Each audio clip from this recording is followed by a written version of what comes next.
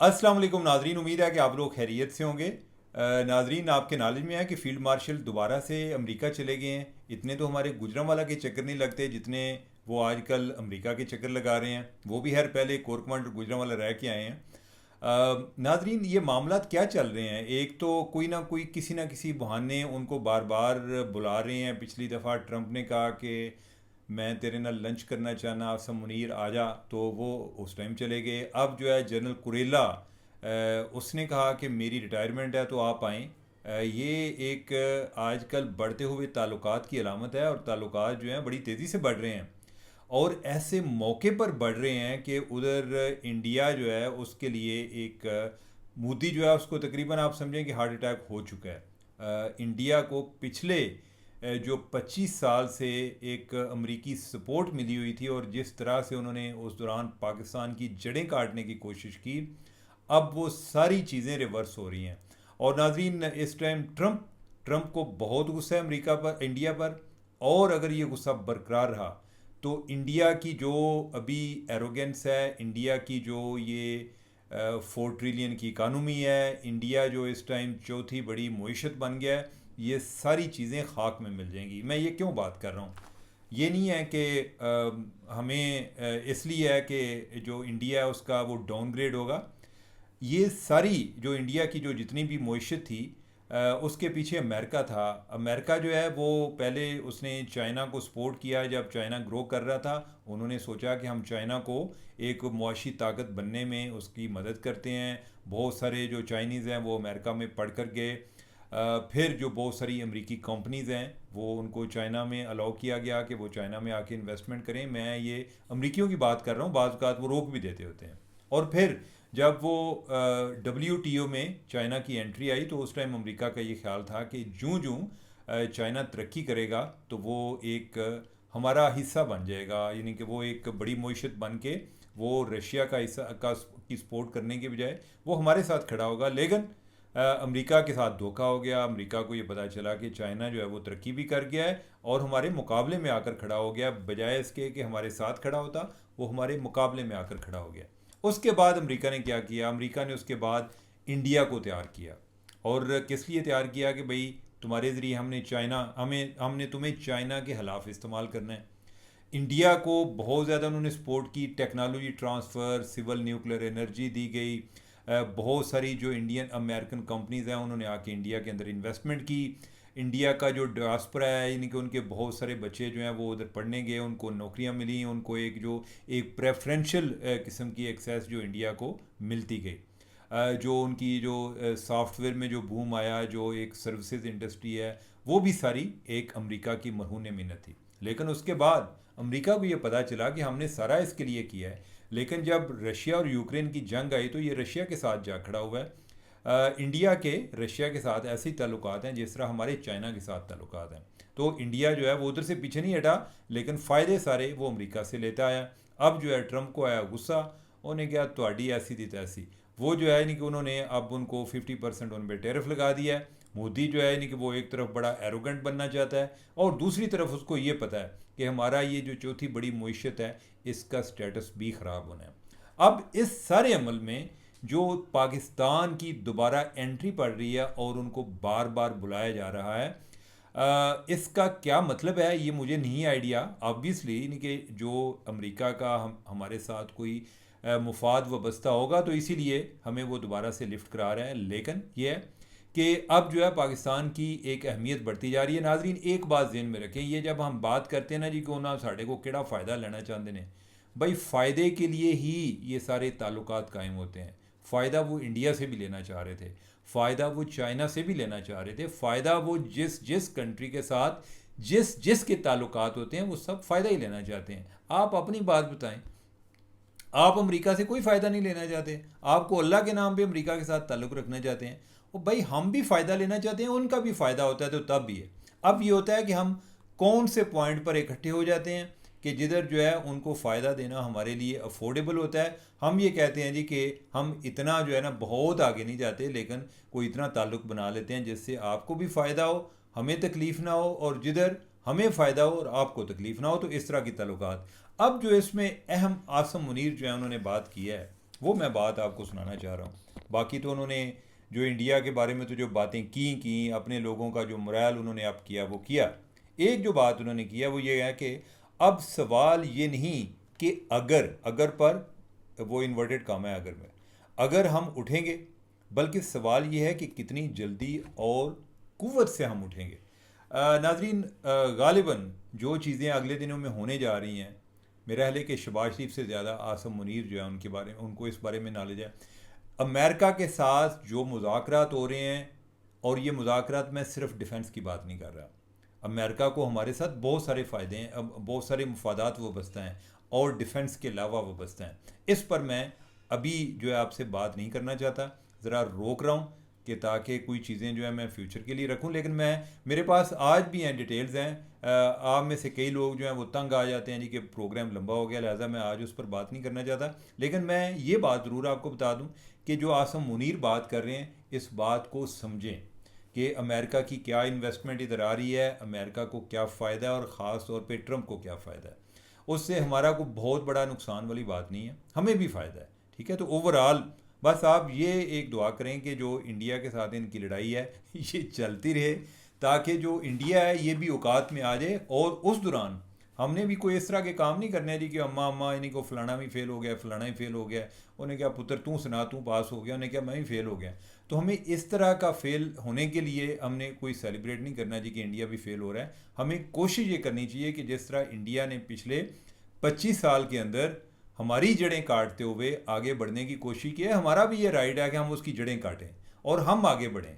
क्यों ना, यानी कि हम आगे बढ़ें। और हमारे पास ये एक अपॉर्चुनिटी भी है, यानी कि हमारे चाइना के साथ बड़े टाइम टेस्टेड रिलेशन है और बड़े पुराने रिलेशन हैं। इवन जो अमेरिका और चाइना के ताल्लुकात ठीक कराने में पाकिस्तान ने किरदार अदा किया है। हमें वो कहते ये हैं कि जो अपने दोस्त हैं, यानी कि हम ज़माना अमन में या यानी कि उनकी खुशहाली के दौर में हमें उनसे फ़ायदा उठाना चाहिए। अगर वो एक ताकत बन गए हैं तो हमें बजाय जेलस होने के हमें उनसे फ़ायदा उठाना चाहिए, जो हम फ़ायदा ले सकते हैं, ताकि हम भी एक पावर बने। तो नाजरीन, आने वाले दिनों में उम्मीद है कि इस हवाले से कोई अच्छी खबरें आएंगी। अब हम अपनी नेक्स्ट बात पे चलते हैं।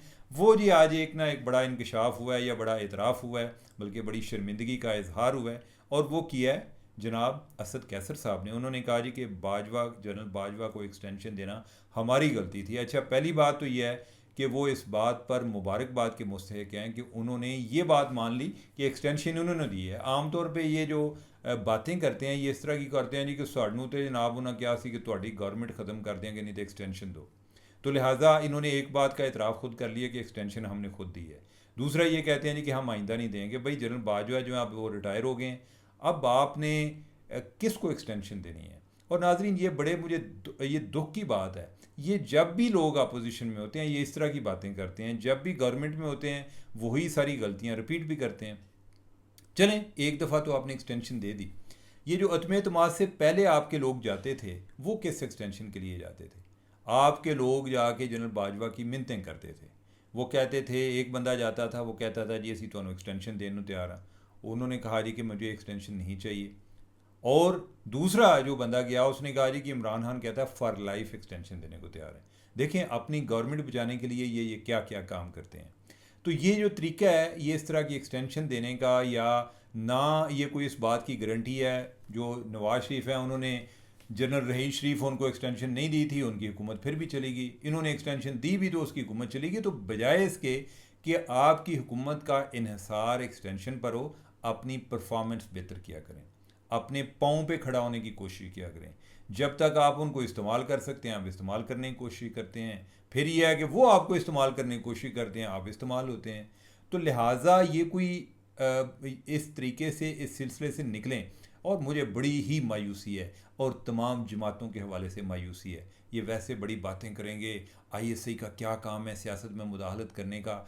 इनको, इनके लिए एक मेयार रख लें। इनको ये कहें, ISI से आपको तकलीफ़ है ना, आप इंटेलिजेंस ब्यूरो की ही कानून साजी कर लें। आप ये कहते हैं जी कि हम ISI की कानून साजी नहीं कर सकते, हम उनको लगाम नहीं दे सकते हो। भाई तुसी IB की एक्सटेंशन जो है यानी कि कानून साजी करने को तैयार नहीं है, क्योंकि IB को आपने इस्तेमाल करना होता है और उसकी वजह यह है कि आपने सीखा नहीं है। तो यानी बड़ी, ये हमारी एक बड़ी सैड हिस्ट्री है। हम जिस पोजीशन पर हैं इसमें किसी एक ग्रोह, किसी एक अदारे का कसूर नहीं है, इसमें सबका कसूर है। सब जो है एक अपने मुफादात को सर्व करने के लिए एक दूसरे को सर्व कर रहे होते हैं, और जब वो टाइम निकल जाता है या जब उसमें कोई किसी किस्म की नाकामी होती है तो बाहर आके तो रोना पिटना शुरू कर देते हैं। अब हम अपने एक तीसरा टॉपिक है और इंतहाई अहम टॉपिक है, और ख़ास तौर पे जो ताजर बरदरी के लोग हैं उनके लिए, और जो नून लीग है उनके लिए। नाजरीन, ये बात सुहेल वड़ैच साहब ने आज एक कॉलम लिखा है, और उसमें उन्होंने लिखा है जी कि जो ताजर बरदरी है वो पहली दफ़ा है कि वो नून लीग से नाराज़ है। अदरवाइज़ 1977 से लेके 2024 तक ताजर बरदरी ज़्यादातर नून लीग के साथ खड़ी रही है। पीपल्स पार्टी के साथ तो कभी भी ताजर बरदरी नहीं रही। कोई दरमियान में उन्हें कोई मोहब्बत का कोई एक दो दफ़ा क्रश आया वो इमरान खान पर, तो उधर गए, लेकिन कुछ ज़्यादा लंबा नहीं गए। उसमें भी जो अक्सरियत है वो नून लीग के साथ खड़ी थी। एक टाइम था कि लाहौर के जो चैम्बर है उसके जो सदर थे वो शहबाज शरीफ थे, और फिर एक टाइम आया कि उसके जो सदर हैं वो इसहाक डार भी थे। लेकिन यह है कि अभी जो ताजर बरदरी है वो इतनी खुश नहीं है, बल्कि काफ़ी नाराज़ है। और उसकी नाराज़गी की जो उन्होंने वजह बयान की है वो बयान की है FBI, और जो इन्होंने कोई रूल्स वगैरह या कानून बनाए हैं उसके तहत ये रेड्स करते हैं और लोगों को गिरफ़्तार करते हैं और लोगों को रुस्वा करते हैं। तो नाजरीन, ये वाली बात मैं आज इसलिए कर रहा हूँ कि मेरे पास ख़ुद भी इस तरह की शिकायत आ रही हैं, ऐसे ऐसे लोगों से आ रही हैं जो कि नून लीग के बड़े डिवोटेड किस्म के वोटर हैं। ये बात दुरुस्त है वड़ैच साहब की कि जो ताजर बरदरी है ओवरऑल ये नून लीग को सपोर्ट करती है, और मैं जो लोग मेरे पास आए वो भी ऐसे लोग थे कि जो एक नून लीग के बड़े, आप समझेंगे, दायमी किस्म के सपोर्टर थे। उन्होंने भी कुछ इस तरह की बातें की। उन्होंने कहा जी कि अब जो है ना, अब सिर्फ हमसे टैक्स नहीं लेते, बल्कि हमारी जो है ना इज़्ज़त का जनाजा भी निकालते हैं। हम तो हर टाइम एक हरासा फील करते हैं, यानी कि कोई एक अदारा नहीं, को बार बार कितने अदारे आते हैं, और हमारे लिए कोई सिस्टम नहीं है। नाजरीन, ये हमारी ये जो शिकायत हैं ये कोई बेबुनियाद शिकायत नहीं है। हमारा अलमिया ये है कि या हम बिल्कुल सोए रहते हैं, हुकूमत जो है कुछ भी नहीं करती, और अगर करने पर आती है तो फिर जो है इनके दूसरों की जो है ना वो उनके लिए बहुत ज़्यादा मसाइल पैदा करती है, लोगों को बेजा तंग करती है, और इनका फिर जब ये करने पे आती है ना, जो करने वाले होते हैं उनकी नज़र में हर बंदा करप्ट होता है, और इस दौरान जो हुकूमत के करप्ट अफराद हैं वो भी उससे पूरी तरह एक फ़ायदा उठाते हैं। तो इस पर उनको गौर करना चाहिए। आप या ताजरों का कोई एक उनका जो इनकम ग्रुप्स हैं उनको ब्रैकेट हैं उनको जेन में रखते हुए उनके लिए कोई आप एक कोई टैक्स एक रख दें, कोई इस तरह का कोई यूनिफॉर्म सिस्टम बना दें, कोई ऐसा सिस्टम बनाएं कि जिससे आसानियां पैदा हों। अगर आपका ये ख्याल है कि लोगों को हरास करके, लोगों को गिरफ़्तार करके आप उनसे टैक्स लेंगे, तो इस तरह की सोच पर भी काबिल अफसोस है। इस तरह की सोच जो है, इससे आपको टैक्स तो नहीं मिलेगा, लेकिन यह है कि हुकूमत जो है वो दिन ब दिन जो उनके हमायती हैं वो भी इनके हाथ से निकल जाएंगे। और सबसे बड़ी बात यह है कि इससे मईशत बेहतर नहीं होगी, इससे मईशत जो है वो बरतर होगी, यानी कि उससे मईशत को नुकसान होगा।